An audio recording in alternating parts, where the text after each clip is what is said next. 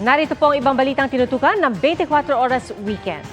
Isang wing van ang nakadisgrasya ng iba pang sasakyan sa Parañaque matapos umanong mawala ng preno. Isa ang patay. Nakatutok si Bea Penlac. Isa ang patay at 6 ang sugatan sa karambola ng 6 na sasakyan sa Skyway at Grade southbound sa barangay Sun Valley, Parañaque City kagabi. Nawalan umano ng preno ang isang wing van truck kaya nagdulot ng sunod-sunod na salpukan ng mga sasakyan. Kabilang na ang isang SUV, motor, kotse, L300 van at isang utility pickup. Durog ang puso ng kaanak ng 34 anyos na si Jolo na nasawi matapos masalpok at mawasak ang likuran ng utility pickup na lulan siya. Yan, pinuntahan ko sa pulinary anak ko. Lahat. Ala ko pa, naginip lang lahat to eh.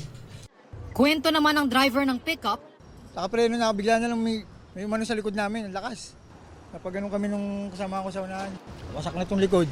Tingin ko po nakahiga po siya dito eh. Kaya napuruan pa yung ulo niya. hindi bababa sa 5 ang sugatan sa karambola.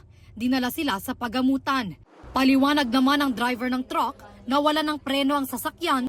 Pag-apa ko wala na, hindi na talaga nagana. Ginater ko po ang problema, talagang hindi na kinaya. Pasensya na po kayo, hindi ko naman kagustuhan po yun eh. Patuloy ang investigasyon. Para sa GMA Integrated News, Bea Penlac, Nakatutok, 24 Oras.